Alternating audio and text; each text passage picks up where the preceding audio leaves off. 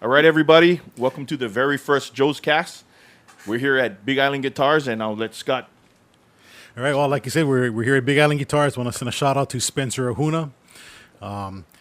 He lets us rehearse here whenever I'm off. Which Rehearsal? Is usually, What's that? Which is usually once a month. What does that mean? Yeah, pretty much. I mean, that's swear words right there, and I thought that was French. pretty much. Rehearsal is like French. Some foreign language. But yeah. So anyway, thank you, Spencer. Letting us rehearse here, and of course, this is our first Joecast. So Spencer, woot woot. thanks, Spence. Thank you, Mr. Spencer. You're awesome. All right, welcome, Joe Holics. Welcome on board the Joe train. Before we get started and digging deep into what we're doing, I'm going to start at that end of the table and introduce you guys to the band. So, What's up, everybody? My name is Grayson. I play keyboards. Hello. I'm Jason. I play drums. My name is Scott. I am the token bass player of the band. I'm Ryan. I'm the resident evil bastard, You can say that again. and I play guitar and I attempt to sing. But anyway, the reason why we're doing this is because we wanted to do something that's different and fun, something that nobody else is doing, and we kind of wanted to reach everybody and make us accessible to the outside world there. So we're just gonna shoot the breeze here until we decide we're tired of talking. Hopefully Plus, we didn't have anything else better to do tonight. yeah, So we could have rehearsed. We could have rehearsed. That's too much work. That's way too much work. But anyway, so how about if we dig into the kind of the origins of the band? Starting with you, Grayson. Let's go a little bit into your background as far as how you got started, your influences, your formal education, if any. Just kind of share with everybody because you hardly Education, speak, what so is you hardly talk. So everybody wants to know what's going on with the Wizard. So No, we don't. All right, well, for me, music has been part of my DNA for as long as I can remember. Growing up, my favorite toy was actually my trusty tape recorder, and I would go around and record songs and stuff from whatever and make my own little mixtapes when I was like 3 years old. So, yeah. Started taking piano lessons when I was around 5. Continued that till I was around 12 or 13. And around the same time I joined the intermediate school band, picked up the saxophone. And yeah. but how about share with us some of your influences and stuff? Because I know you're into like a little bit older music, Yeah. classic stuff. So Yeah. I mean, I'll listen to just about anything, but let's see, if we're talking favorite bands and stuff. Hanson. Yeah, Hanson. Definitely Hanson. a little bit inside poor Grayson. He tries to bring Hanson songs to the mix, and we're always shooting him down. Eventually, he'll get a Hanson song in there somewhere. No, he will not. No, I ain't drumming for that. No way. What about I know you went to UH Manoa. What did you do at UH when you were up there? Up at UH, I was part of the marching band. Did that the whole time I was there. Super fun. Played at all the football games, basketball games, volleyball games. Let's see. I did jazz band for one semester. That was pretty fun too.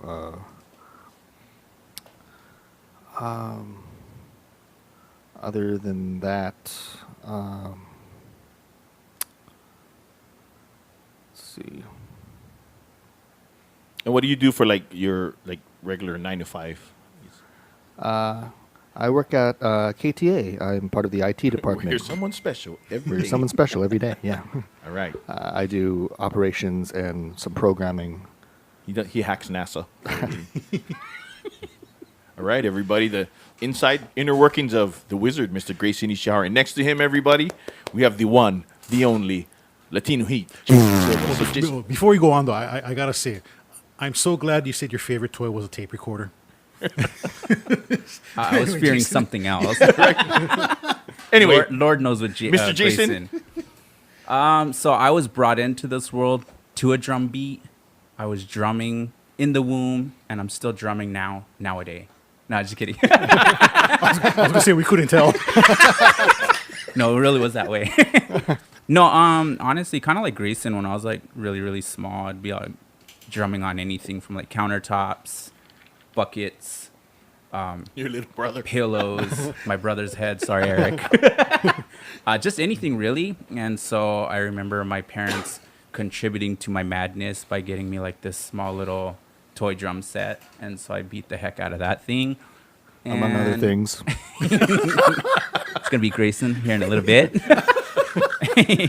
And then naturally, like Grayson, also I hate sounding similar to Grayson in so many ways. But I did get into middle school, like band, and I actually Dude, we got to share that stalker story later on. Yeah, I'm we'll getting get to to that. that Yeah. eventually. So This is actually, I think, a shocker to you guys because I never really said it. I know I told Rena. Hi, Rena. Rena, shout out to Rena. There's your I shout out. promised we would shout her out. So here we go. I told Rena this a couple of days ago, and she was floored. And I thought I had told her, and I don't think I've told you guys, but I was actually in orchestra for 2 years. Orchestra? I swear. And I played the viola. So, Oh, nice. Yeah, yeah. Oh, what? and- yeah, I came to, Incorporate that into one of our shows. I sucked at it, but I We're I was already like in- talking Hello Kitty drum kit, so why not a viola? You know?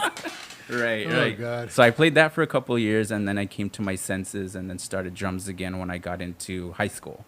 And you sucked at that too. Says the one that plays a little toddler preschool toy for an instrument.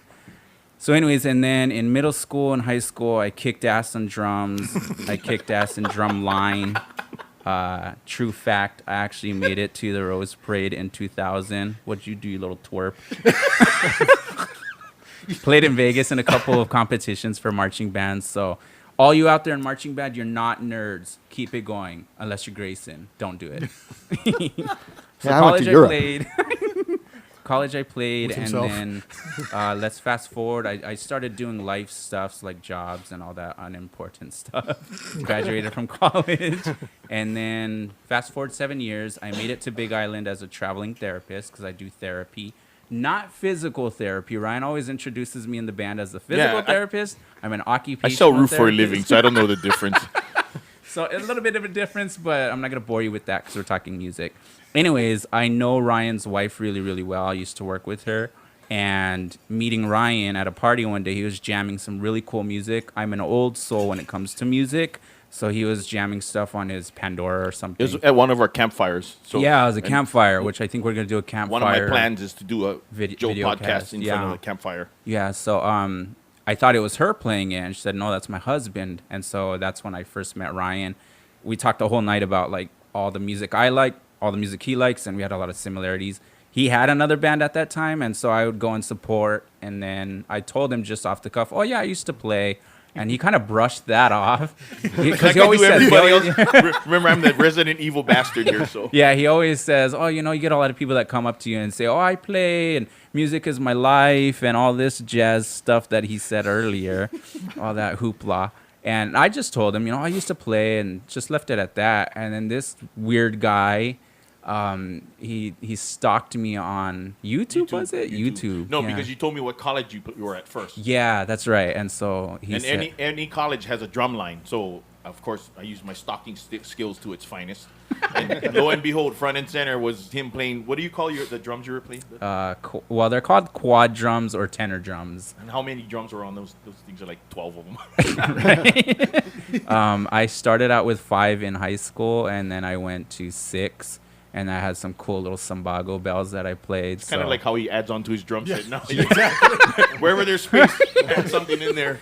all unnecessary, but I like to it's all look part cool. of the deal. Your drum all part kit of the is show. a spectacle Yeah, in itself. So Right, your right, drum right. kit disguises our crappy playing. Yeah, yeah. I mean, it's better than looking at like a keyboardist or some piano, boring ass piano. Oh, God. So anyway, Ryan stalked me on that, and then it just kind of all fell into place where we started thinking, let's play. I found a used drum set in Waikoloa. Yeah, Waikoloa. So him and I took a trip out there and brought my baby home, and I've just added on to it since. And we've been playing together 3 years. Ever since, about, even yeah. before this band.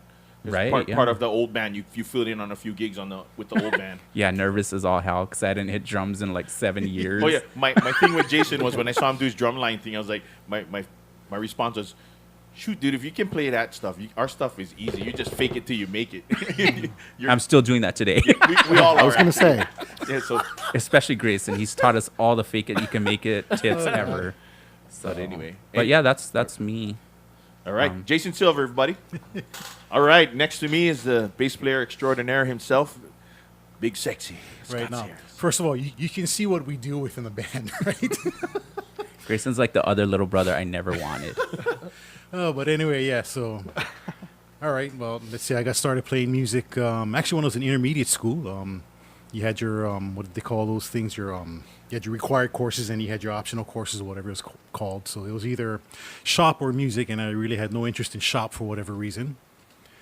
And so Stevenson Intermediate, 7th grade, started playing the tuba of all things. Tube State. And I remember at the time, I was just so highly disappointed that was the instrument that I I would got. be too, man. You know, but hey, what the heck, right? So anyway, but so I played that through 7th, 8th, 9th grade, got up through Roosevelt, and that's where the fun was because there's marching band. And of course now playing the tuba was cool because you had those sousaphones, right? So now you could just blast people all over the place. But yeah, I started playing around with other instruments also, and picked up the bass. Actually, was 83. Well, 83, 84. I think it was 83 when Iron Maiden's Flight of Icarus came out, and that was the first time I picked up the bass. So, Bro, you've been playing bass since like as long as I've been alive. well, no, I was well, born in '83, man. that's when I first picked it up. No, I had a 20. Okay, well, I played a little bit in the jazz band in high school, and then after I graduated, didn't touch a bass until a couple years later. A group at church decided, hey, let's form a band. So that's what we did. I was the bass player. Did that for about 9 months, and the band split up, and didn't touch a bass for over 20 years. And then kind of fast forward us into, like, I know you're in a few bands before this one, so you can kind of share with that too. Yeah, well, my first reintroduction back into music was a group called Jude 9, which was Good band. Yeah, so a couple of mutual friends, Dave Iwata, Laura Iwata, and so anyway, I saw Dave one day at Calvary Chapel in the office, and he said, "Hey, we need a bass player," and I hadn't touched the bass in 20 years. Went up to the rehearsal, and they were desperate enough to say, "The job is yours." But so that was my reintroduction back into music. Got into country music with the Michael Strand Band. Shout out to Mike. Woo, Mike. So Mike, Mike. Come jam, man. yeah, definitely, man. And then got involved with Bruce Marshall. We had a little group called the Bruce Marshall Project before he ended up moving to Washington. He, Indiana. What's up, guys? And I think there was about a 9 or 10 month span in between. And then one day Ryan sends me a message. Hey, I'm going to start up a new band. Already got a drummer. You want to do something? And I was like, sure. So that was how the three of us got started. Those were the And- good old days. But Ryan and I have always kind of wanted to do something together anyway. It's just the timing was never right, and this just came along, and it pretty much just fell into place like less than a week or something. I think 2 weeks later we were in here rehearsing. We had stuff lined up before we were even a band. Yeah, but that was pretty much my story as far as getting the start here, and it was a few months later that we added Grayson, and that's where it's been. I met Grayson at church, for those of you who don't know. Yeah, and believe it or not, Ryan does go to church. Not anymore, but I should, though. I mean, sorry if you guys wonder. I do. Jason still goes, but I don't. Hard to believe he goes, but he still goes. For 2019, I've only missed one Sunday. All right. Very good. Yeah. Very good. So, he can put alms for me, too, then. But anyway, next we got the ringleader, Ryan All right. Sabate, AKA the Resident Evil Bastard, Reverend Chocolate. Reverend Chocolate. This is kind of fun. We can get into all of that stuff later on and how all of that came about. But anyway, I am the ringleader and guitarist and trying to be vocalist of this band. Instigator. Instigator, yes. If there's any the trouble best going, one is if there's Instigator. trouble going down, it's me. Everybody, even if these guys started, they blame me. But that's okay. As a leader, you got to take responsibility for the band's actions. But the question is, when was the last time we started anything? Right? It's usually me opening my mouth too fast or something, and these guys got to eat it for me. But anyway, I'm Ryan, and I put together this thing because I wanted to. I was just coming off of another band, and we're itching to do something. Actually, Jason and I were jamming with the old band, and we needed to do something. Actually, I put something together, and we got hired for a party before we even had a band. That's right. So timing was perfect because Scott and Jason and I got together. We put something together. Did what? Couple parties, yeah. Yeah. With singer here and there or whatever, but we did, and we actually pulled it off. So we added Grayson, and here we go. But anyway, my history goes as such. I've come from a musical family. Pretty much everybody in my family plays something, and I grew up in like the Hawaiian congregational churches where a lot of ukuleles and traditional Hawaiian music and stuff. And I started in sixth grade band. We're all band nerds, by the way. I was a trumpet player, sixth grade. So Now that I never knew. I was a trumpet player all the way to my junior year in high school, and then my junior year I had to pick between sports and band. But so of course you chose sports because chicks. But anyway, it never left me. Yeah, but I come from a really strong musical background, and then my introduction into playing guitar and electric guitar came in the 10th grade, and I was watching MTV one day, and an Ozzy concert came on, and I decided that's what I wanted to do for the rest of my life. So I gave up all my prom money that I was going to use to go to the prom, and I bought my first guitar. And then from that day on since, I've been at it. And then I done what I do also in the military as well. I got really serious when I was in the military. I would sit in my room and practice. And because I don't drink or smoke or do drugs or anything like that, all my friends went out and partied, and I stayed in my room and played guitar all day, playing along with cassette tapes, believe it or not. and cassette. We're going way back. Cassette tapes, and better yet, those little fold-outs in Guitar Player magazine, the little plastic records. Oh, yeah. Those two. You don't even remember those? I don't know those ones. The Guitar Player magazines would come with the little. You can pull out like a plastic, looks like a piece of plastic paper, but it was actually a record. Put it on the record, and there'd be like the spotlight artist of the day.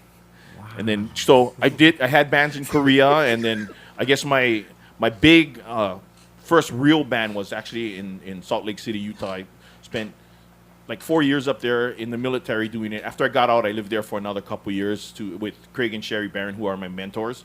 So they kind of taught me everything I know.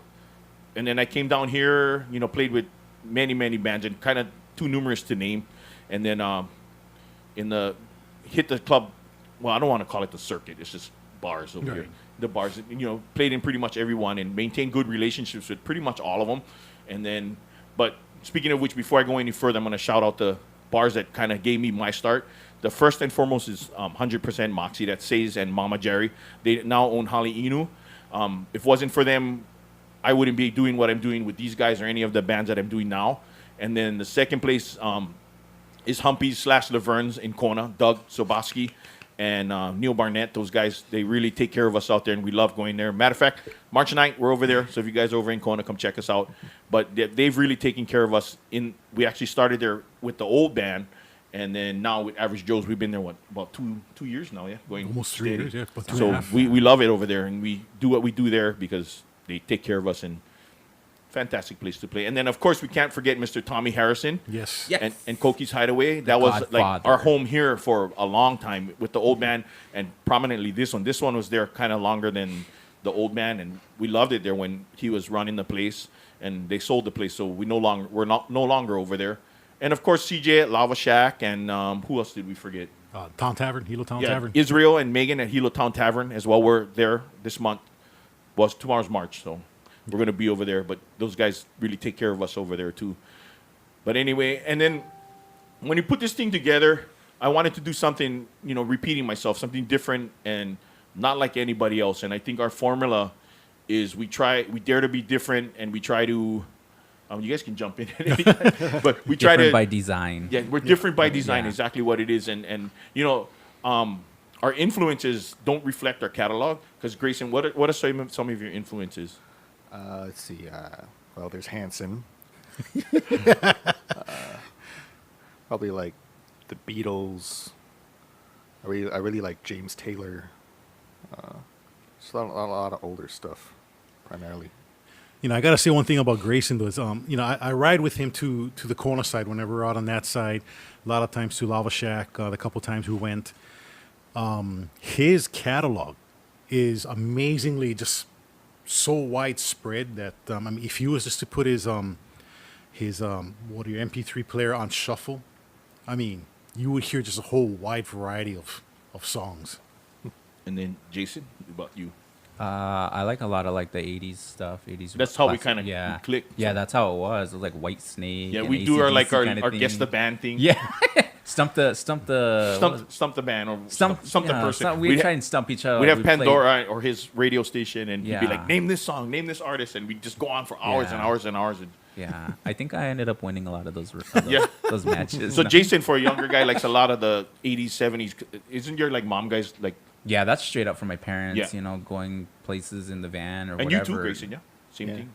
Yeah, that's a lot of my credit to them for that. And but- then and of course Rush.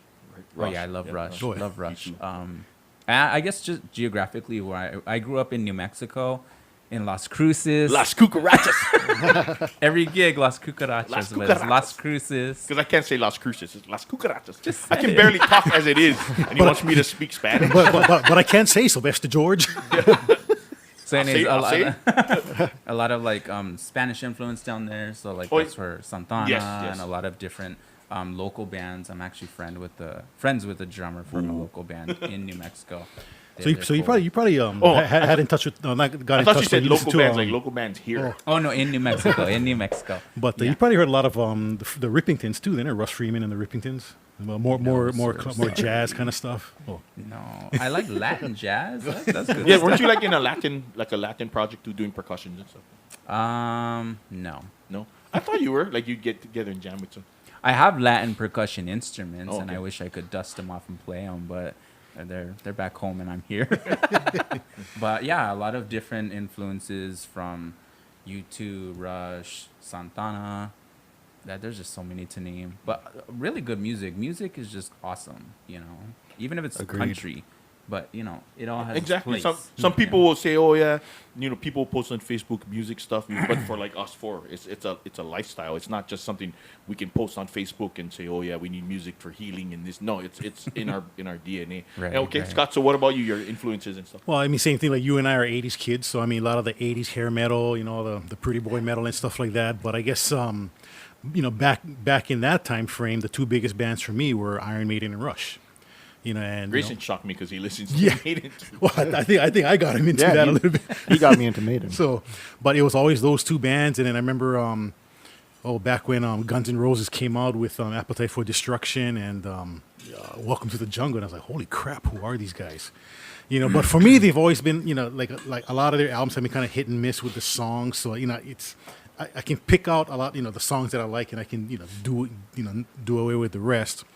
But you know, late '80s, early '90s, Dream Theater came up at the same time too, and so I you know, think that's where we connected. yeah. So my big three are, like I said, Iron Maiden, Rush, and Dream Theater, and conversely, my three favorite bases comes from those three bands. Yeah. So, but that's pretty much my influence. I listen to a little bit of jazz, more of the what they call it, like soft jazz or something like that, or smooth jazz rather. But a little bit of classical here and there, but mostly it's '80s metal and rock and all that stuff. For me, it was like butt rock or cock rock, or they call it.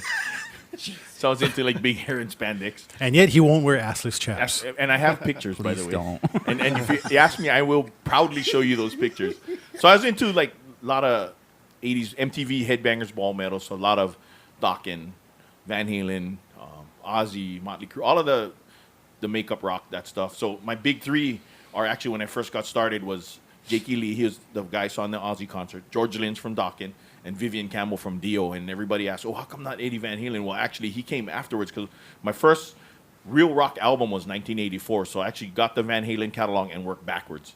And then little did I know that my favorite guitar player, or the guy that got me started, Jakey Lee, actually replaced Randy Rhoads and Ozzy, who died a year prior in a plane crash. So that I had to work backwards too. But anyway, I was into a lot of that 80s hair band stuff, and it kind of reflects in my playing. Any song we do, it's like, so.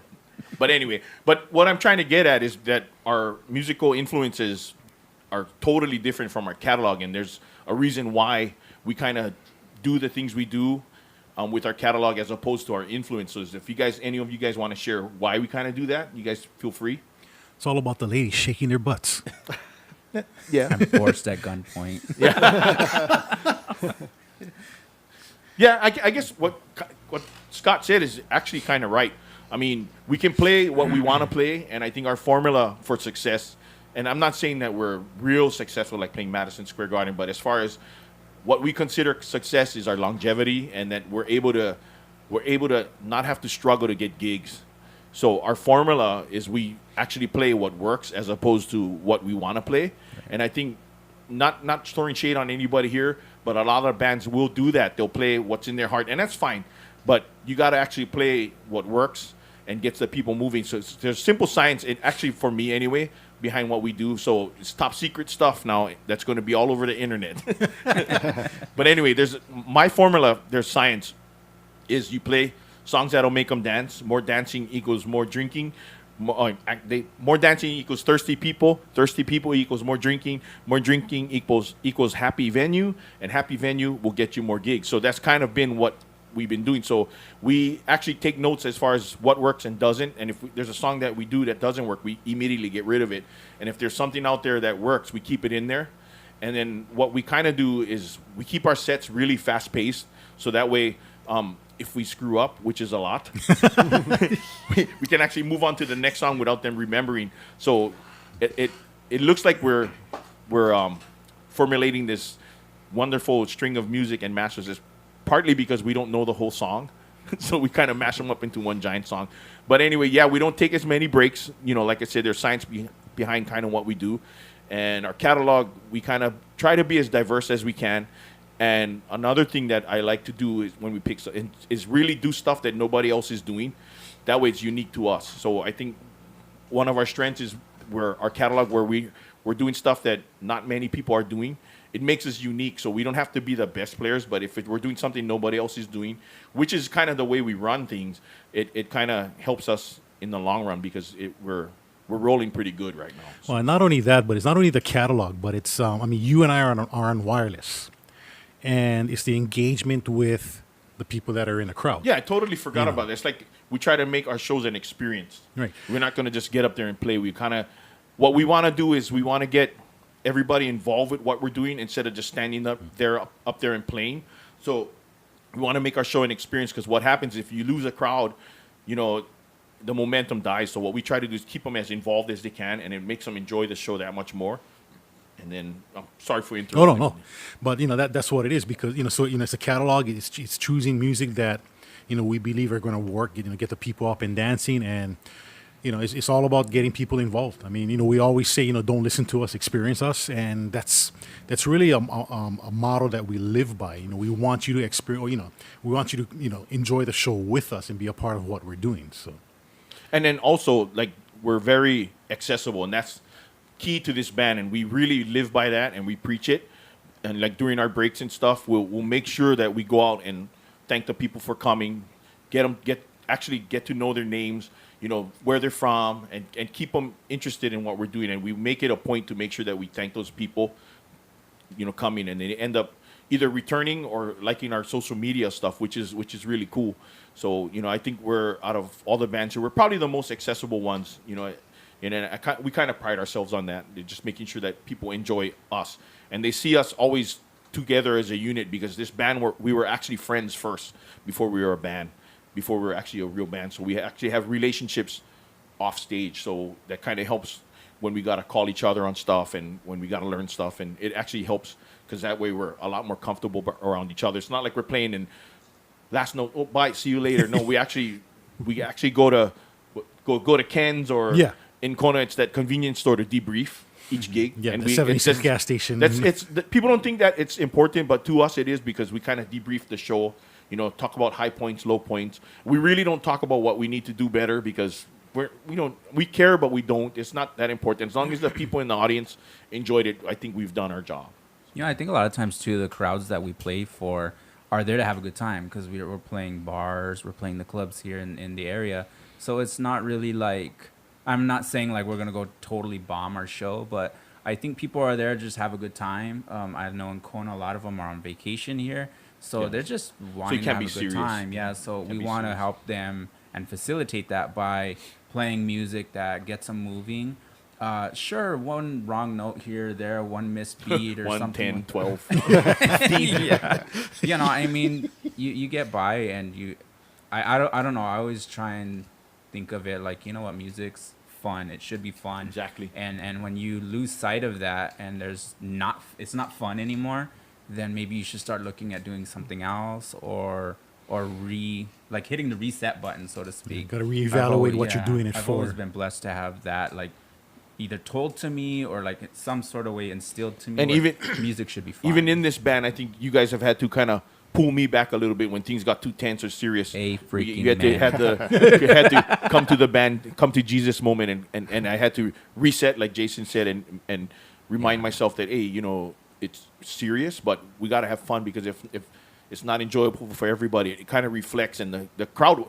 We go to gigs, other people's gigs all the time, and I'm not going to throw shade on anybody, but it shows when you're not having a good time up there and you're not serious, and then that energy will kind of reflect off the audience, and they feel it. So you got to make sure you do your best not to show that you're not having a good time, because even if there's no cover, they're paying for drinks and food or what have you to come see you. So you damn well better put on a show, because they came to see something, and you don't take what we do or your gifts as an obligation. It's something that we get to do. It's something that we don't have to do, and it can get taken away at any minute. So the one person that chair in the front, even if it's only one, you got to put on a show regardless.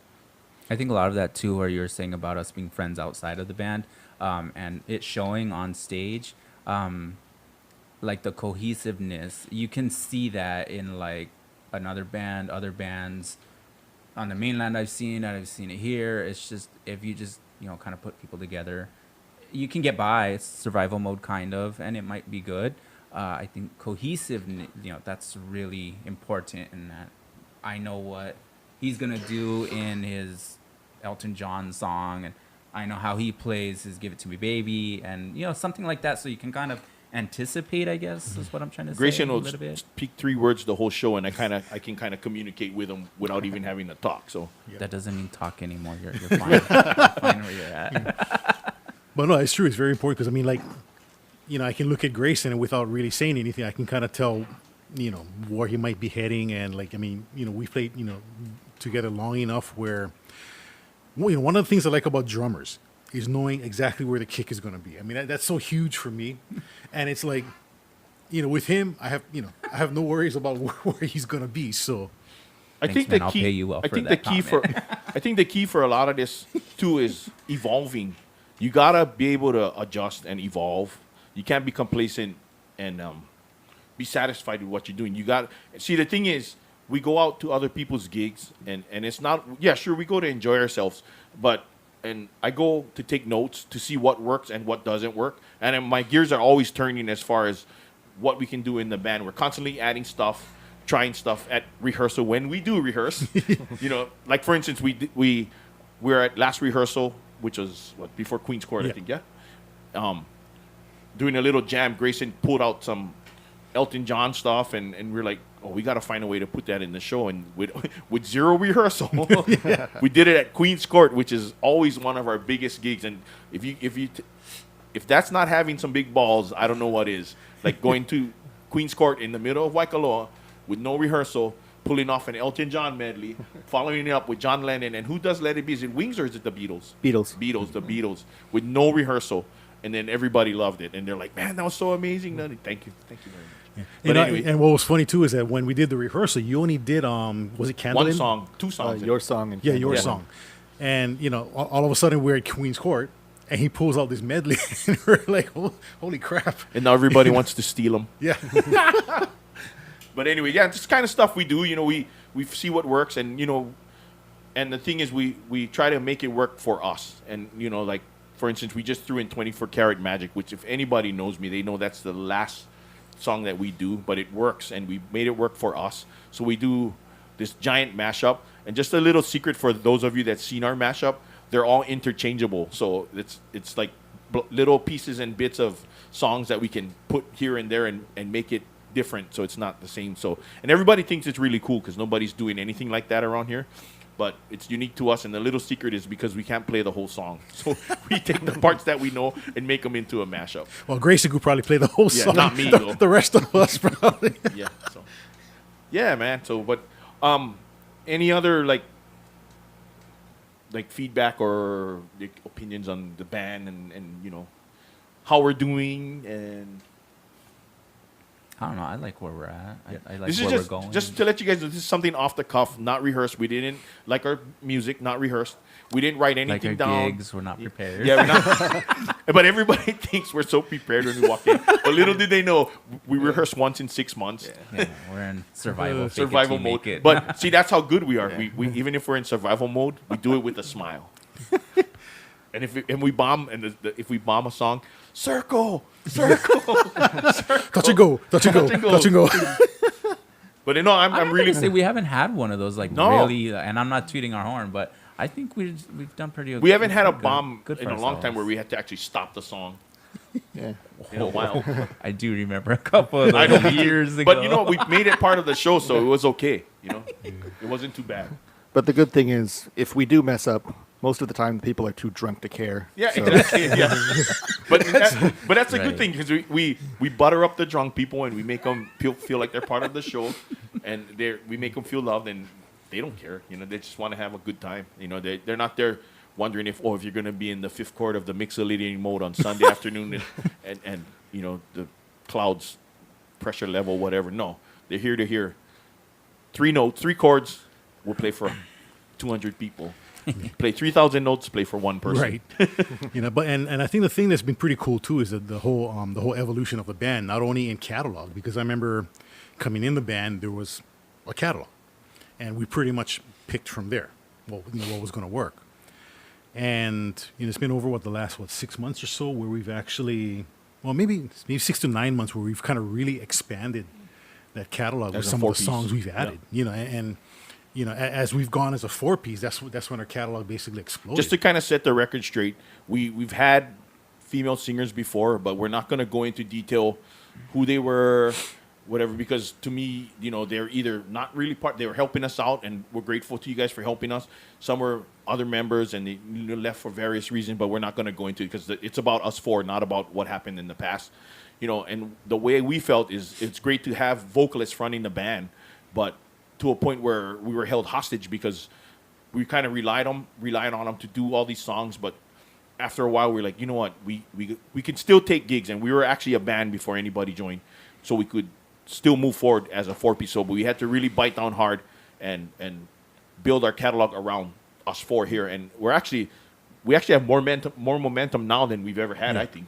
And I remember telling you for a while that let's just do the 4-piece thing. I mean, because we were the core, we are the core, and so I was saying for a while, let's just do the 4-piece. When we finally committed to that, I think that momentum really took off. Jason, Grayson, you guys want to add in anything? Yeah, what you all said. Amen. But anyway, so moving forward, let's. I don't have my phone, so I kind of remember the dates. Let's kind of fill in everybody on where we're going to be. And then you're going to ask we're, us. we're actually blessed. So that's it's a long list of dates that we have. So okay, so go ahead. Yeah, any of you guys. I don't have my phone, so So March 9th, we're at Laverne's in Kona. shout out to Doug and the Fab Four. Whoop, Thank whoop. you. March the 13th, we're at Wainaku here in Hilo. Yeah, first time. So come on down, everybody. We're the first time we're going to be at Wainaku. So it's either going to be a train wreck or a big success. So come on down. Yeah, good food. The guy that sells the nachos, I don't know his name, but he's awesome. He likes my car, and I like his nachos. That's amazing. He likes your car. Well, and I like his nachos, so free ride for free nachos, no matter if I'm playing or not. So that's March 13th. Then March the 16th, we're back at Laverne's. Thank you, Kona. March the 22nd, we're at Hilo Town Tavern. Shout out in to Megan Pahoa. and Iz. Woo-hoo. Yes. March 30th, we have a private party. Sorry, you're not invited. Well, if you hear us, just stop in. And believe me, you'll hear us. Just crash the party. You hear us. I do like people to carry my drums, so you can get in that way. It's down in Kyokaha. You want to do the April ones? Oh, we're going to do April? Okay. Just do them all. All right. Okay. So let me see here. Okay. Grandpa. Yes, I have. So here we go. Get the eyeballs But on. anyway, April 13th, back at Hilo Town Tavern. April 20th, back at Laverne's. And then another first, April 27th, we're going to be doing Eagles. The 3-band thing. 3 bands. And I think we got, is it Johnny? Johnny Ness. Johnny Ness. And, tentatively, and then Vinyl Pirates. yeah. And then another thing that I like to do, and being the resident evil bastard that everybody thinks I am, I like to take bands that kind of nobody really knows or are kind of stuck to one geographical area and get them exposure. So we met Vinyl Pirates at Lava Shack. Yeah. And then we do Lava Shack as well. So when I wanted to do, when we got the Eagles gig, I was thinking, the place is big enough to where we can fit several bands in there. And I wanted to, my goal for that whole thing was to get several bands in there to where they can meet our fan base, we can meet theirs, and vice versa, and everybody can meet each other's fan base and get exposure to their fan base, their families, their friends, whatever. But the different thing that we're doing is like the traditional way people do multiple bands is they go one after the other. What I'm planning to do, and it may be a big train wreck, but nobody's done it. I'm going to have all 3 bands set up in once. And then what's going to happen is we're all going to rotate sets, because the reason why I'm doing that is because when one band plays and their set is done, they usually leave and their fans leave too. So what I'm going to do is rotate the sets like in a merry-go-round, a round type deal, to where they got to stay and their fans got to stay till the whole thing is done, so everybody can get a different variety of the music. And I think the 3 bands with Johnny, if you ever seen Johnny, he's really cool. Vinyl Pirates are fun, and then us, it's like super diverse catalog, and it's going to be all mixed up. And the way it's going to be is like when the band playing is on their last song, the next band's going to be ready to go. And as soon as the last note hits, the band starts. So that way there's no dead time in between the stuff. So we'll see. I'm always trying to evolve and do things that nobody else is doing. Like Jason said, different by design. So, and it's just our mad scientist way of thinking and doing things. And I think kind of rubs people the wrong way here, because we go kind of against the grain. We're not in the pasture, so to speak. Well, I call the musicians fraternity here in Hilo the pasture, because it's a small, tight-knit group of people. Nothing wrong with that. But it's, it's kind of diluted because it's not a band. Like us 4, we're a solid band. You'd say Average Joe's, it's Scott, Jason, and Grayson, and myself. It's us. So it's, I'm not trying to be malicious or mean-spirited or talk crap about anybody, but we choose to be different and outside the box of anybody else. But anyway, April 27th, okay, what else we got there? Okay, so after April Is May. Yes. So what we've got going on after April right now, May 11th, we're back at the Hilo Town Tavern. We like tavern because we can play loud. Yes. Yes. June 6th, we're going to be down at the Lava Shack in Pahoa. Yep. That's the second Saturday. That one always, it's like the Pahoa Art Walk. It's always fun when we do that one. So, and we don't know who our opening band is, but there is going to be one. So. June 15th, we're back at the tavern, and July 27th, we're at the tavern again. Yep. And then we'll fill in the spots as we go. And our schedule fills up pretty quick. So, not boasting or bragging, but it's to the point where we've done all the work off stage and on stage to where we don't really have to scramble for gigs too much. And I don't really like calling them gigs, because when we get up on stage, those are shows.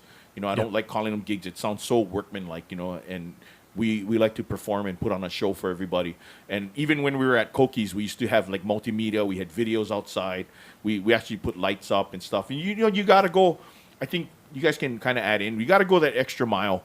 If you just get up there and play and not give them something to watch, it's like routine. And like for us, everybody wonders, what are they going to do next? Like the media thing at Koki's was a first. Then we put a video screen outside of Koki's with a slideshow. Nobody's done that before. Jason had a fog machine at one time. Grayson had his little, what do you call it? Guitar and all that stuff. Yeah, what happened to that? You should dust that thing off. Yeah, I got to work out the kinks in the program. And then Grayson also plays saxophone too as well. Yeah, what happened to that? You got to dust that thing off. You got to dust off his sax. But, then, remember, how you're talking about like the different things that we do. We forgot to tell him about the conga lines. Oh, yeah, conga lines. Oh, gosh. Oh, Laverne's, like we're across the, like if you've seen us at Laverne's on the Ali Drive, there's the rock wall where everybody takes the sunset pictures. Like we're all wireless pretty much, except Jason. One day we'll get him to be wireless. Jason's wireless. It's just he can't go anywhere. we're like on the rock wall across the street, and nobody's ever done that before. You know, I mean, I got in trouble because I was concentrating more on that than my plane. It's like I had to worry about my plane first and running around like a madman outside. But everybody dug it, you know. So So now you can actually say our shows literally stop traffic. yeah, they do. Because I was in the middle of the road. You probably got flipped off a few times, but hey, we did it. Hey, get off the street, you evil bastard! And then that one time at Laverne's where we were in our Hanaho, and which was at that time. yeah. You know, Don't You Forget About Me, and you know, for a while I had a bum knee, which I really found out was gout in my knee, which hurt like a bastard. But it was like, I'm looking at all these people standing there. I mean, literally dancing right in front of the stage, and they said, "Okay, well, during the last part, I'm gonna hop," and I started hopping, and everybody started hopping. And the bar started hopping. Literally, the floor was like shaking, and then that kind of fires us up. And we feed them good energy, and they feed us back, and that's kind of my thing.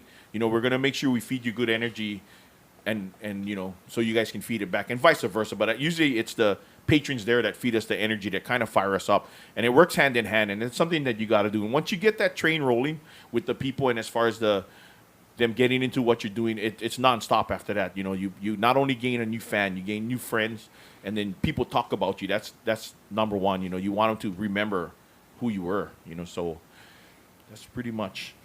And I remember at the Lapa Hoi Hoi gig when Grayson had his guitar, and he's out on the grass, On the ground. sliding on the ground. And it's like that was some really cool stuff going on, I man. think there's pictures of that. There is. There's Yeah, pictures on yeah. the He's page. laying down on the ground. You know, and I remember that gig because Crystal Cabral took a bunch of pictures that I still have on my computer, and it's like she took some really good shots because there's the one I put up where I was standing in front of you and you know, just kind of facing you, kind of doing that pose, and you know, I know Ryan really liked that picture. But yeah, there's a ton of pictures from that gig, including, you know. Oh, before we go any further, Kevin, come in front and kind of wave in front of the camera. We're gonna bring in the fifth member of Average Joe's. Have you ever seen a silverback gorilla up close? Yeah, he's coming, everybody. So Kevin, just come in front of the camera and wave. This is Kevin, everybody. Say hi. Say hi to the camera. Yo, how's it going? Kevin is the unofficial fifth member. He's kind of been with the band. Now you're blocking the camera. Get out of the way. Blocking me. He's gonna actually watch been me. he's been with the band since its inception. So he's kind of unofficially, officially / the fifth member of the band. He's wouldn't go anywhere without him. He actually wouldn't be able to do all the pictures you see on our social media and stuff. Is Kevin takes it. So thank you, Kevin, for doing what you do. Yes. No, buy We me love you, dinner Kevin. Afterwards. Kevin. But yeah, so shout out to Kevin, everybody. But yeah, so we're rolling, and we got to make sure that. What are you guys talking secrets over? He's saying our red camera's out. of Oh, film. okay. Main thing, the other one's going. They're fine. That's what I was trying to ask. Is the other one going? Yeah. Okay, that's main thing. Okay. Action. Action. Okay. And But we're anyway, back. Yeah. And we're back. Yeah. But yeah, thank you guys for joining us, and I hope this is going to be probably a weekly or bi-weekly thing, depending on Scott's schedule. And I think my mission, and these guys would agree, and they can add in afterwards, is to, like I said in the beginning, we want to make ourselves very accessible to you guys because you guys only see us on stage or as a gang, or we call it OG. Yeah. We're the original gangsters. So whenever you see us on Facebook or Instagram, OG, that means original gangsters. And then whenever Scott gets to get off and we're not gigging, we always go, let's OG. So we kind of make it a point to go together to kind of strengthen our bond. It's not like a Hallmark movie. It does. Does It it? really does, yeah. So it's we do stuff like that to kind of strengthen our bond, and it makes working together much easier because it lightens everything up when we go. We're usually making fun of each other. They're being really PG right now, just to let you guys know. Especially these two guys right here. Yeah, what you saw earlier is It's nothing. nothing. So, but what is the saying? Oh, we love you, but we hate you. We hate you, Yeah. but we love you, man. And boy, And that has a backstory, That has a too. backstory. That was a story that's Should going we to take share a it? whole. Should No, we that- share the backstory? That's going to take a whole nother podcast. Why don't you guys share the story? Because I was just the driver that night. I was drunk on life and water, not beer. Now the And- real story behind that is that we went out to Corky's, We and bar hopped that night, yeah. Well, I think did we're we bar hop? hopping. 'cause See, I don't even remember that far. it's all a big blur. But Drunk on life. what I do remember was telling Jason, "I'm sorry, but you will go to work tomorrow morning with a hangover," which he didn't because he did the. And I get to be the entertained hurl by out the this because window. I'm usually the driver because I don't drink. See, so this is instigation right here because he does not drink, so that frees us all up to drink. So, Oh you man, know, and drink boy, Kool-Aid. and boy, was that a night of drinking. yeah, 'Cause, yeah, man. that was bad. Yeah, I mean, all I remember was waking up the next morning with my shoes Well, on. you gotta tell him when we were driving home. That was the most out there. That's where the "I love you, man, but I hate you" came about. Now, keep in mind, I don't remember a lot of this. I do. I'll let you This guys was share it. told to me, but apparently on the way home, when we turned up my street, Jason said, "We gotta stop, and Ryan said, "We can't." It's like- I'm in the middle of the road on Puaynaco Street. so anyway, I think Jason rolled down his window, and he's No, I halfway opened out. the door. He opened the Opened door. I didn't He want to did his get thing. his Yeah, door. and he's And over Scott was curling. teasing him. and apparently I was laughing in the back or something. And Jason, Jason's over there, excuse the French, but he's like, "Fuck you, but I love you, man." And it stuck. So it's been kind of our catchphrase. Yeah. I hate you, effing but I hate love you, you. but I love, Love you you. guys. Yeah. And that's kind of true in the band because we gas each other a lot, but our bond, we're really close. Might not seem like those two are close, but they are. They're buddies. So. No. No, not at all. No, that's where I draw the line. Oh man. No, but a lot of people always say we give Grayson a lot of grief, but a lot of people don't know this kid. Yeah, they truly He's don't. the worst, especially in They text. truly don't. He is the worst. He's gotten some good ones in on me. And there's a story too. You remember when we were gonna do the birthday bash? For my birthday when I turned 50, and we were supposed to. Grayson was supposed to do the The roast. the roast. Okay. Well, anyway, we kind of forgot about the roast during the show. So we're at Ken's, and so Grayson whips out his phone and he's like, "Well, this is what I was going to say." And so anyway, I grabbed the phone from him, and I'm reading this, and I thought, and just the first paragraph alone, I'm like, "This is too good. I have to read this out loud." And I don't know how many of you remember the comedian Stephen Wright, but he was a very deadpan comedian, and I can read Grayson's text in that total deadpan voice, and we were just cracking up, because and he got all of us. Yeah, it wasn't even my birthday, and I He got me good too. yeah. Because he's saying, Scott, you just turned 50, which means you're half as old as Ryan Solos are. And then he's you've turned 50, which means your heartbeat is about as erratic as Jason's drumming. Yeah, this little turd's good. He's good. So if you guys think he's an angel, He's not. Far from. He's probably the worst one of us all. You know what they say about the quiet ones, right? It's true with this guy. and I get all the blame for being the evil bastard, but they didn't read his text. Oh my god! Don't get us started on anybody because it's going to be a long text thread. Trust me. We've had some doozies. We won't name names, by the way. And you should see some of those text threads where it's like, on my notification, it's like all I just hear is these zzz, zzz, zzz. It's a one after another for I swear, like half an hour. God forbid you miss an OG because you'll get like a one-word text from the remaining members of the band. At like 3 in the At 3 in morning the when we're morning. barely winding down. Like You don't "Hey, even let's have to one be in the word band, on." and you'll get these one-word texts. We did that to Dustin. So you got to read Yeah, all the yeah. text just to get a whole sentence. So you get like 50,000 messages just for one sentence. I think the first time we did that was I think we were at the Coconut Island. Oh yeah. And then, We were hitting up Grayson. Yeah, and because Grayson had I guess he had church that day. He served that serving. day. That's what he So calls it. so he went home and just relaxed at home, and we're like, let's just one word text him. And and so of course the phrase hermaphrodite came up, but hey, what the heck, right? Anybody else? But we're on a fun ride, man. It's just I can't. I wouldn't want to be in another band except Van Halen. Or Journey. Wow. Yeah, that's a joke. I mean, I always and these guys always hear it. I'm the next Filipino in Journey, by the way, just to let you guys know. Okay. But anyway, yeah, I wanted to say that I really appreciate these four guys because it's me getting the gigs and being the figurehead and the face of the band, but without these three, none of this crap would happen. Well, crap. I call it crap. Sometimes it is. Sometimes it So is. proud of these guys, all this crap they do. But yeah, I mean, we click as a unit. We're not the most prolific players, individually, but you put us four together as a group, and if you ever come to our shows, you'll see that we click really good, and you'll thoroughly be entertained, by the mistakes or not. Or basically, we put on a high-powered, high-energy show, and if everybody's seen it, they know that we're gonna come in there and kick you in the nuts big time, and we're serious, but we're not. We're serious about making sure you have a good time, but we're not so serious to we're not going to enjoy ourselves on stage. And we pride ourselves on having fun, and we do. If you ever see, please come check out our shows, and we just read off our dates, and you can check out our Facebook page, Instagram, Twitter, and all that good stuff Pornhub. for our dates and stuff. And then come check out a show and get to know us better, because in Hilo the community's small, and you only hear what you hear about us and what you see and what's on the surface. But once you get to know us, we're pretty good guys, I think. Well, I don't know about them three but of me. us. 3 of us are. Grayson, once you get to know Grayson, then it's all over. Yeah, don't get to know Grayson. But yeah, we wanted to. I wanted to say that I appreciate everybody that does come to the shows and appreciate it. And if you get to our show, and we're gonna try and win you over. If we don't, at least you came to watch us once. And then, but I can, in a good or bad way, I can almost guarantee you're gonna remember our show. It's not gonna be just a bunch of 4 guys up there playing music. It's gonna be an experience, like we always preach. We make sure that our shows are an experience, and it is. It's a high-powered, high-energy, fun experience.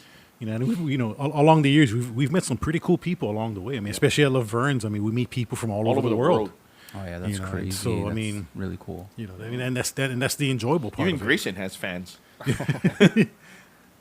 But yeah, and that's why I preach Kona a lot, and I love it there because, like I said, not throwing shade on this side of the island, but playing on this side is like playing for your auntie, because you see the same ones all the time, and nothing wrong with that, because we appreciate them all. They all come and support us on this side as well. But when we go to Kona, it's always a fresh recipe. We get them from Norway, Brazil, Finland, North Carolina. North Carolina, Doug Espejo. But anyway, when they do come and we meet, and it's funny because even the locals from there, the Holly ones, we think they're from far away from town. So during our break, where are you guys from? Kona. Like, okay, thank you for coming. But then we meet the ones from like Iceland and Norway, and they're like, oh, you guys are so awesome, and it makes you feel so good because they get what we do over there, because like I said, going back to our catalog, it's stuff they recognize. Even the stuff that's not familiar here, they know the songs, because we pick songs that are pretty much no doubter hits, and we do stuff that they're familiar with.